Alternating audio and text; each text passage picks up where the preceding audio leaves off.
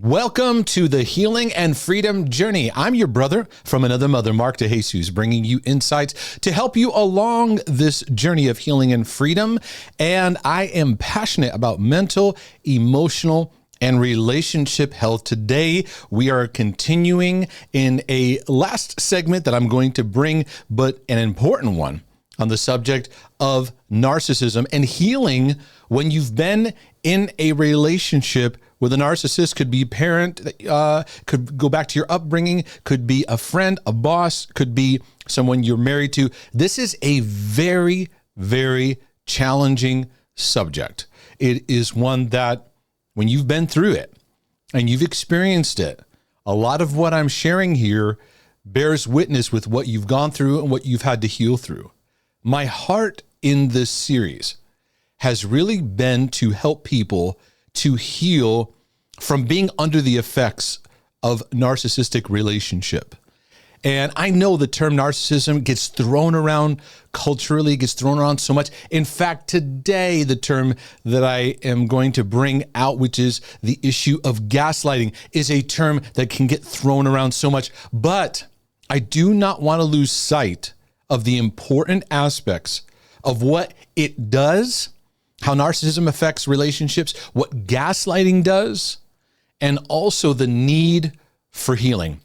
Many in the tribe that listen to and watch my materials, they are uncovering and realizing maybe they're raised by a narcissistic parent, and they're needing some specific insights to help them in their healing and journey because they've been spinning and struggling.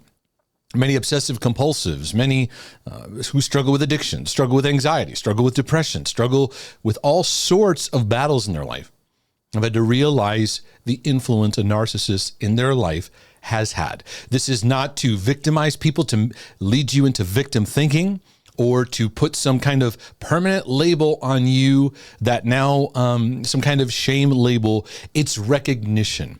This isn't about shaming, blaming. This isn't even about going and calling somebody up and telling them they're narcissists. This is about sober healing for our lives. And I want to talk about gaslighting because there's actually a lot of analogies in our spiritual walk of what gaslighting does. I'm going to talk about how Satan is actually a gaslighter. And I want to talk about how the twisting of reality, the distortion of experiences, how that can have an eroding effect on our mental health. If you haven't seen the previous episodes I've done, please go back. I talk about, there's a live broadcast I did on the Christian, the Bible, narcissism, how to heal. Why is it hard for Christians to realize narcissists won't change?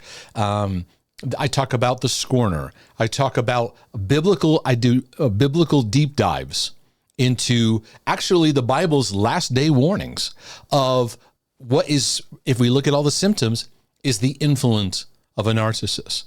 So today we're going to talk about gaslighting, which is a form of manipulative abuse in which a person causes you to doubt your memory of experiences and past events, as well as your perception, which can lead to doubt of reality itself and questioning of your own sanity. It is also used in a way to manipulate you into seeing what is a toxic, an unhealthy relationship as one that is loving and is filled with good intentions. This is one of the heavy influence that a narcissist brings to a relationship that often needs to be addressed in our healing, in our freedom journey. Now, the goal of gaslighting, I almost said glass lighting. What is the goal of it? Really, to simply communicate it. It's to preserve. I mentioned this a lot. A narcissist thrives on their well-orchestrated and highly constructed image that they've presented. And it can go in a variety of ways, the biggest victor or the biggest victim. Whatever serves them in a given moment, it reflects back to them. Gaslighting is the communicating pathway of how to keep the image intact and to maintain a level of control in a relationship. If you're in a relationship with a true narcissist, you're going to be under the influence of gaslighting. And in the long term, it unleashes mental, and emotional damage to those that are under its influence. One of the top ways, now when we think about mental health, what are some of the top ways that our mental health gets eroded? Now, I would put at the top of the list, you hear me talk about it so much, is disconnect to the love of God, disconnect to loving ourselves, disconnect in loving relationship with other people. That's certainly right at the top of the list. That'll erode and wear away and compromise the power of mental health. In addition to that, what can really erode someone's mental health is their sense of reality and perception getting eroded. And this can happen in a number of different ways. It can happen out of the first one I mentioned, where we're just not loved properly. When you are not loved properly and you're not equipped in love, then your perception of life gets distorted. When we are in manipulative relationships, and this gaslighting work is in play, it chips away at how you see things, and it chips away at your sense of reality. And that is an area where our sense of mental health gets compromised. Now, this term of gaslighting, there's a concern when you look up in research. In some ways, there isn't as much research as there should be. And one of the reasons is because it's seen as a pop culture term, gaslighting.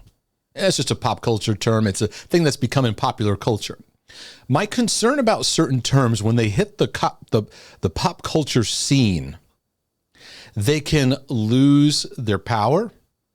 Just like anything else, words can begin to lose their power once it gets overused.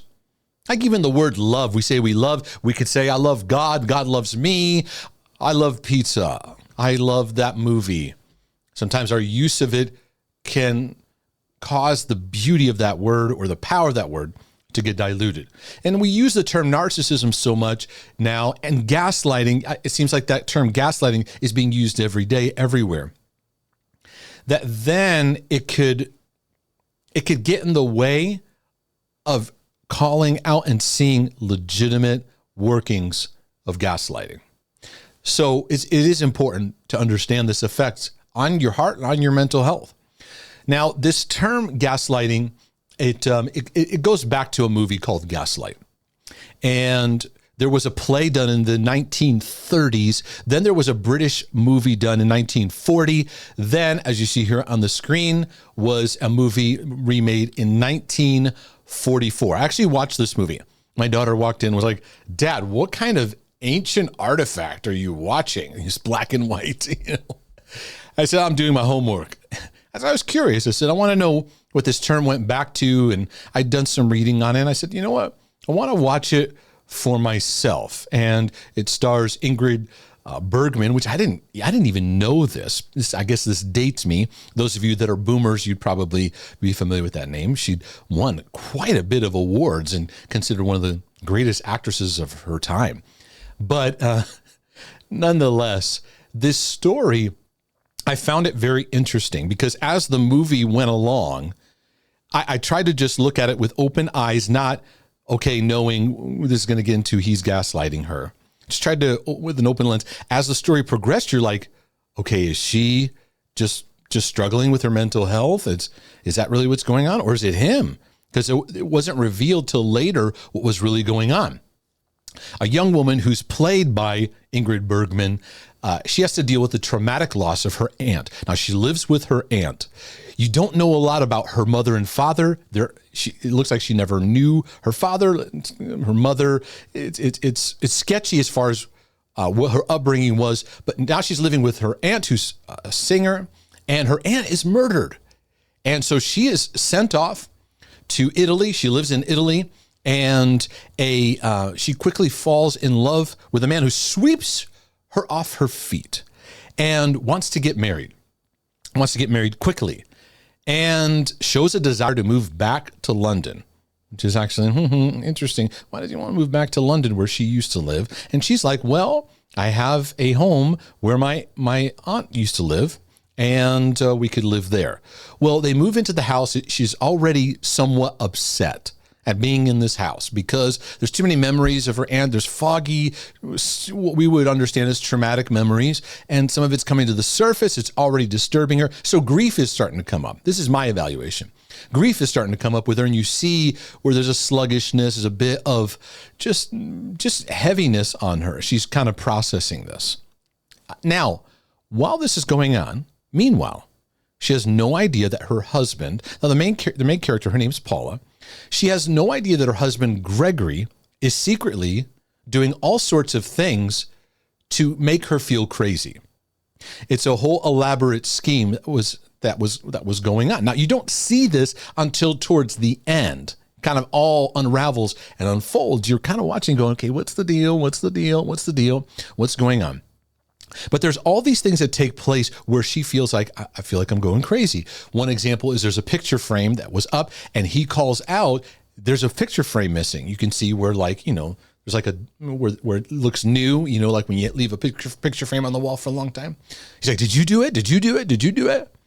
And she's like, I don't know. But you could see on her face where it's like, maybe I did do it. Maybe, and when our faculties have been worn away, in fact, I work with many OCDers. They get under this duress where they're like, oh, maybe I did do that terrible thing. Maybe you get very confused as to what reality is. There's a bunch of these kind of events where there's a brooch that gets lost, a piece of jewelry, his watch, where he says, somebody stole my watch. And he keeps directing it back to her. Did you take it? Did you do it? He asks the maids that they have, did you do it? And it keeps this whole cycle going where she's like, she can't trust herself anymore. Meanwhile, she keeps looking up at the lights, which are all powered by gas in the house. And there's gas lines running all throughout the house. It's a nicer home, very upscale, for wealthier people. She's got these lights, and she notices each evening when he goes out, her husband goes out for whatever reason she's thinking, that the lights keeps dimming. So she keeps asking around to the maids, is anyone turning on the gas light in another room that's making the light in my room go down? So she keeps going back and forth, wondering what is happening. There's a scene when they first move into the home where she grabs a letter that's sitting on the piano and she starts reading it. Well, her husband, Gregory, quickly snatches it and he kind of dismisses the letter and moves on. Well, when she brings up the letter later, he says, oh, that thing when you were imagining that you saw the letter. That's probably one of the first moments where you go, oh, he's messing with her. Now, even me watching this movie, I go, are we going to find out in the end, this is like the movie A Beautiful Mind, where she's imagining all these things. It's amazing how when there is gaslighting going on, the effect that it has on people's minds. So anyways, throughout the movie, this is where the term gaslight comes from because that's a running theme throughout. And meanwhile, her husband has been up in the upper floor that he closed off, and he's actually looking for some jewels that belonged to her aunt. And spoiler alert, and I think it's okay for me to spoil a movie from 1944. I think it's been enough time. Come to find out, he's the one that actually murdered her. And he was actually back and faked this whole thing in a marriage and was actually up at this top floor looking for missing jewels to finish the crime that he did not complete the first time that he was there. So it's this whole elaborate thing, and he makes it appear as though she's just mentally ill and communicates to the public until that she's just not doing well. He isolates her from going out and doesn't let her socialize. So it's a bit of a thriller, a 1940s kind of thriller. Those of you that watch movies now, you go, really? Thriller? But I actually found it kept my attention the whole time. I was actually engaged, and there was a lot of things that I saw in parallels of this subject of how gaslighting, the act of communicating a story and altering a person's perception and the damaging effect that it has on people's lives. So gaslighting can take on many patterns, and I'll list some of them. You can search for examples on your own. There are many. They do a shape-shifting work to subjects, just kind of using that term as like a metaphor, to work in their favor. Whatever they talk about in a story of past experience or trauma or things that happened to you. For example, a parent. A narcissistic parent is going to paint and shift any story of the past to put them in good light. They're never going to paint a story in a sober way that shows their flaws, that shows in true light who they are in the good, the bad, and the ugly. It's going to either paint they were the big victor and they did amazing things and they did this well, or is because of their victim story and nothing ever works well for them. They're going to interpret past stories the way that they want you to see it, communicate it to you in a way to get you to believe it. And they'll question your perception. And they'll do passive aggressive things, hit you with some jabs. And then when you react, hey, that was wrong, that hurt. Oh, I was just joking. You're overreacting. You're getting upset over things that you're imagining. Oh, I never said that. Or the classic, you're so sensitive. A very toxic sentence is, I did that because I love you. Whatever a narcissist does, they're going to keep their own image and how they look intact. So many people in their journey, and they confess to this, when you confront a narcissist, I've confronted many, and I've experienced everything I've taught here 100% of the time. Not maybe, not every single time. What happens is if you confront them, whether you confront them nicely or you confront them because you're angry or irritated, when you go to them and you reveal something that they're doing that is unhealthy, where it negatively impacted you or someone else, they'll deny it. They'll straight up deny it happened. They'll provide a completely different version that makes them look noble, virtuous. They find a way to avoid responsibility. They're going to shift blame. They're going to shift blame to other people, the neighbor, a friend. If it's your mother, you can blame your father. If it's your father, you're going to blame your mother. It's wherever they can to keep any personal responsibility from being engaged and to reasonably work through issues. It's not going to happen. They will tell you you're making a big deal out of nothing. When all else fails and they are pouring the gas on this fire, and it's not working, because for many of you, it stops working. Are you going up? I'm not falling for this anymore. Beware, this is the big thing that'll happen. They'll drop into pity hard and fast. Drop into pity. They will pout. They will turn into a 10-year-old right in front of your eyes. They'll go into silent treatment. They'll isolate themselves. They'll go into nobody knows the trouble I've seen. You guys don't love me. How terrible you are to me. This is the last resort effort. It has revealed you've shown their cards. I've seen this in marriage, church, family, you name it. And it needs to be brought out because it's eroding churches, families, and relationships. It's eroding even workplaces. This is a sinister, toxic work of deception, this narcissistic effect. But when you're trying to sober, and I realized where I was like, did I say this too harsh, too strong? And I realized no matter how we say it, no matter what happens, this is where it's going to go. They don't go into sobriety. They go into a self-loathing state. Then you come to the place where you have to leave a narcissistic relationship. Leave it completely. You may have to go dark, right? Or you just have very significant boundaries that changes the dynamic of a relationship. The problem with changing the dynamic of a toxic relationship is when you do that, you do it without their permission. You're doing it without their permission, so you're going to get some fury back, right? If you walk away from the narcissist relationship, they will tell a false story to as many people as they can to do what? To reinforce the narrative that they've created.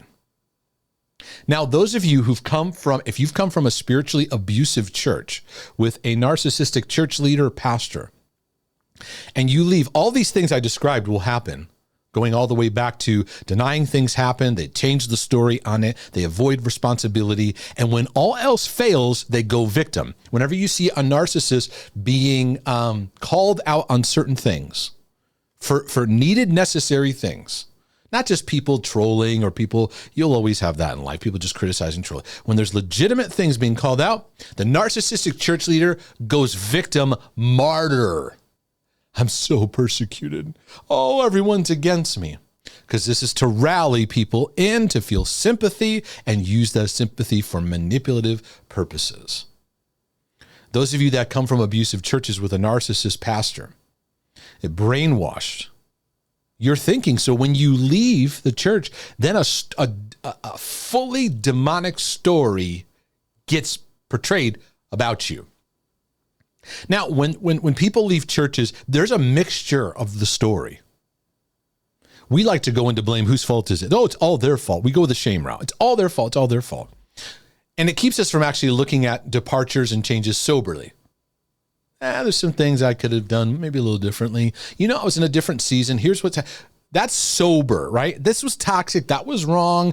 But here's something, and you get perspective. That's the healing journey many of us are on as we navigate past hurt and pain in relationships.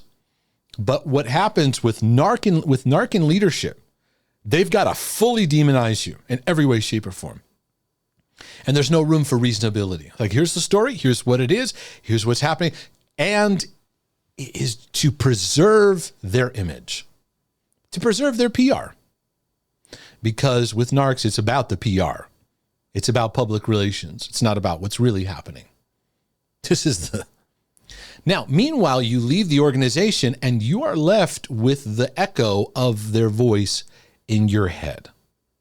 And then you constantly are beating yourself up, struggling with guilt, struggling with shame, struggling with a lot of spinning, lots of spinning. There's so much spinning that I have to do, right? This will help put perspective to some of the things that many of you might be battling with. Now, I need to let you know that Satan is a gaslighter in every way, shape, and form, in every description. And many of us as believers are learning how to get out from underneath the spirit of accusation, because that is Satan's number one job. So it's not a surprise that he wants to infuse works of accusation that come into the modern terminology of gaslighting, because gaslighting has accusation infused into it. It's twisted. And Satan brings gaslighting words of accusation against who? Is he accusing the world? No. His target is Christians. He is the accuser of the brethren, and he'll use anything he can as material, whatever you'll pay attention to use it as ammunition. He twists and he distorts. So you come under the bondage of that thinking about how you see yourself, how you see God, how you see your reality, how you see your relationships around you.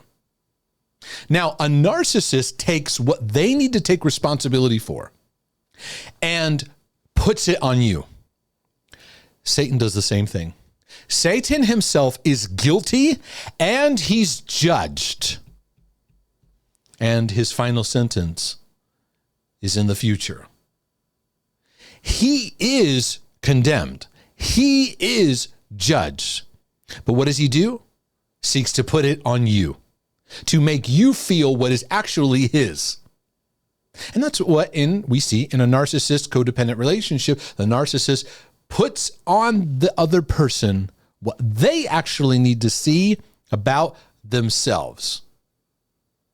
And of course, gaslighting is a toxic response from a person who's deeply filled with shame and has built a narcissistic infrastructure. They never get sober about their life, and they're always blaming you. And Satan does this. Now, Satan brings a lot of twisties into our life, a lot of distortions. We could call gaslighting lying, right? Some of you might go, let's just call it what it is, Mark. Straight up lying. But here's the thing. When we talk about lies, we often speak of lies as the opposite of truth, right? What gets really twisted about all this is that Satan, when he brings accusation, he tries to put some kind of evidence in there. Right? Even when he talks to Jesus, oh, so you're the Son of God? If you're the Son of God, right? Brings in something, some kind of evidence, something factual, something to get your attention. It may seem like the whole truth, but it's not the whole truth, nothing but the truth. It's distorted, it's twisted. Most believers don't get hung up on bold-faced, straight-up lies. They get entangled with a twisting of lies with some things that sound like truth. This is what gaslight does. Gaslighting will unleash accusation so that you self-accuse. Now you've become an accuser to yourself. You're repeating what Satan needs on himself is now happening to you towards you. So it's hard for you to land because your sense of sanity is always being compromised.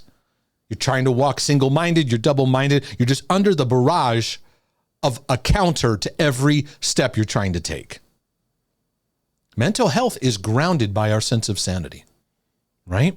Our sense of reality is fueled in that sense of sanity. How do I remain sane? I'm connected to the peace of God within reality. I see things soberly. I'm loved by him. I'm cared by him, right? Gaslighting will have an accusatory work and it will breed confusion. So now my radar's off. I'm trying to sense God. I don't know. He's not here. I'm trying to look at myself in healthy ways. All you feel is guilt and shame. Gaslighting is the enemy to truth that sets us free. Truth sets you free, and it requires the love of God for it to work. Speaking the truth in love. Love becomes the conduit by which truth travels. Otherwise, it becomes a live wire where something that looks like truth now becomes a weapon that's stabbed with accusation. The same Bible you read could breathe life and increase your sanity, can also be the same words twisted and brought and delivered in a way that's destructive accusation under the weight of condemnation. Many of my brothers and sisters that watch this stream and watch these broadcasts have been under the weight of accusation, which is twisted. It's not the truth that sets free and brings more freedom. It's more lies, more twistedness, more bondage, more confusion. And God's not the author of confusion, but of peace. And peace comes out of leaning on the truth rooted in love. And we look and we go, more freedom takes place. Now, for those that recognize this, you say, man, there's some things you're going to see of the constant effects of gaslighting and the effect that it has on your journey, the effect that it has on your sense of sanity in your heart and mind. The first one is a diminished sense of worth, value, and identity. Now, what happens is, you're going to have a sense of erosion in how you see yourself. You look to God and just feel this disconnect. And most of all, you're going to have a disconnect to yourself. You're not going to know how to relate to yourself, trust anything you're thinking, or be single-minded. The second thing is a constant second guessing of yourself and what you perceive. Hey, wait, is this just me? Is this me? Is this me? Is this God? Is this devil? Is this God? What, is this me? Is this me? Am I seeing something here? Is this just me? Is what I'm seeing accurate? Am I crazy or am I? Could this inflame obsessive compulsive struggles? Sure, certainly. Because gaslighting alters our sense of reality. Gaslighting will inflame the inner critic. So now you become hard on yourself. You become an enemy to yourself. You turn on yourself. And now a house divided against itself is struggling to stand because you're at enmity with you. Because you come to the conclusion, well, this must all be my fault. And you spin in endless shame.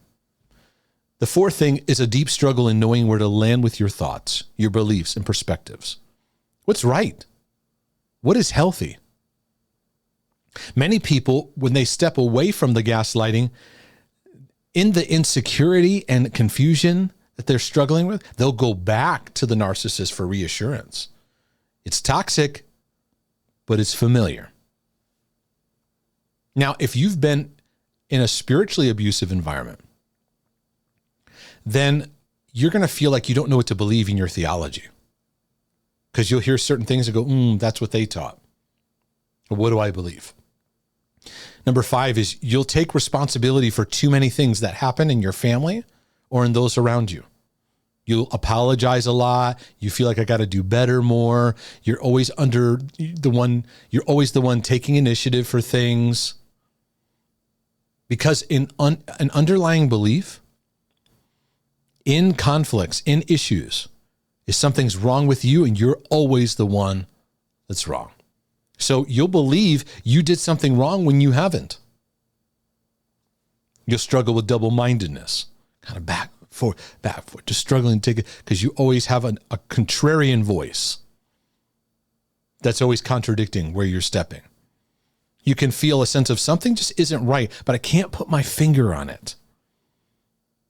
And then there's a lack of confidence to just take steps forward, because it's like your confidence has been stripped.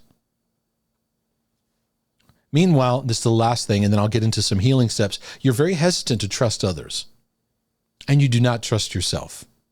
And many Christians just can kind of play out, well, do I trust God? Or am I trusting God or myself? We create all these equations. Who do I trust? What do I do? Right. So I'm giving a summary. There's so much that could be broken down in this. But I'm going to give a summary of some healing steps that I've seen and I'd recommend in your journey. There's a few basic anchors to point to in this process. The first one is how you relate to yourself. I want to start with that. How do you see yourself? And typically you turn to yourself with shame, self-hatred, and self-rejection. Number 1, I want to recommend to you relating to yourself with a new sense of compassion instead of continuing the abuse that you experience by self-rejecting yourself. We often default to being hard on ourselves. You walk away gaslighting yourself. I'm so stupid. What's wrong with me? I can't get it together. It's anti-love. It's anti-healing. It's time to let love have an influence in your heart. So in that environment, be kind, because you're going to have to slowly process the truth and healthy perspectives, because you're going to have a lot of light bulb moments where you go, oh my goodness, that was a whole story. Oh, I was being manipulated. Now, you don't have to go on social media and tell everyone. Don't follow the narcissist pathway, because that's what narcissists do. They want to tell everyone the story to protect themselves, and then it'll feed you to want to defend yourself and get everybody on your story. That's not necessarily going to be healing for you. You may have to revisit some faulty interpretations like, wow, it's a story I believe that wasn't true. Remember, they're always crafting a story. And it's like, who told me that? So that'll be some processing. You have to be kind to yourself as you do that. The third thing I put here is give yourself permission to feel through your emotions, as you may have lost your emotional bearings, and it's okay. Recalibration is here. It starts with the love of God. The love of God recalibrates us. That's where it's going to happen. So it's going to learn how to be more receptive to love, kind, patience. Now, there's going to be, for many of us, you need to find a safe place to process. And I just don't mean venting, ruminating, or just getting something off your chest. Processing, looking at emotions, thoughts, working through what they've meant in your life. Developing, okay, these are new interpretations I need to start embracing. Now, it's interesting in the movie, going back to the movie Gaslight, there's a detective. He plays a key figure because he's watching this the whole time. He's like, something weird's happening here. He steps in at the last moment where the main character, she's like, maybe I have been imagining all this and it's just all been a delusion. And he verifies, no, you did see this. This did happen. I saw it. And there's something about validation. So many of us lack it, don't we? And we've been under gaslighting, and meanwhile, you've never just been validated in who you are, that you're loved, that there's great traits about you, that there's many wonderful things God's at work in your life, calling out the jewels of God's grace at work in your life. We just need to know we're not crazy. We're okay. We're walking a journey. And I saw in the movie in that moment where just that man giving a stable affirmation. No, what happened here was wrong. And many who sit in therapy, simply a counselor going, that was wrong. Or I'm sorry that happened to you. Can be a healing exchange because there's something about, it's hard for me to describe, but something like, okay. Sometimes it's put me to just straight up tears. Okay. Someone else sees what I'm seeing. And they're not just trying to be nice. They're legitimately seeing it. Now, in this process, we want to guard 1 through 4.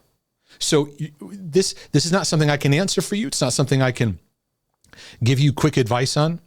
You're going to have to make boundaries, though, to step away from the gaslighting. That may mean boundaries you set with this person. It may mean actually having to move on from the relationship. But there's going to need to be, you can't expect yourself to heal from gaslighting while it's all being dumped on you continually. So I pray this is helpful for your life and for your journey. In closing, I want to mention one note because there is an aspect, there's a word of forgiveness here. In all healing and freedom in our life, it's important that we forgive and we learn to forgive. Forgiveness is incredibly important, but there's 2 things I want to say about it within a lot of our mental health journey and struggles. Christians often push others to jump to forgiveness so quickly that we want to just put away the event and doesn't give room to process thinking patterns, emotions, beliefs. You see, in our brokenness and our pain, forgiveness, forgiving heart, I should say, helps from the wound getting further infected, but the wound is still there. And there are many beliefs that were formed out of our broken experiences. There are many perceptions, patterns, personality traits, ways of living, ways of coping that need renewal. And many times Christians shove forgiveness as the only thing that's a part of the process to the point that it blocks people from seeing what they need to actually work through and learn. So then they think, well, if I'm not experiencing healing or fruitfulness or a sense of overcoming, it must mean I haven't forgiven. We kind of keep them in a hamster wheel. Now, forgiveness is incredibly important.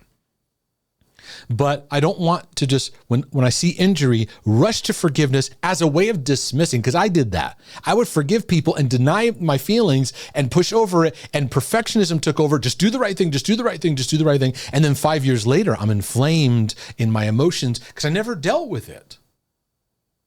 The second thing I want to say about forgiveness, it's going to be important that you forgive yourself, because you'll carry a blanket of shame and self-contempt that's going to make healing very challenging.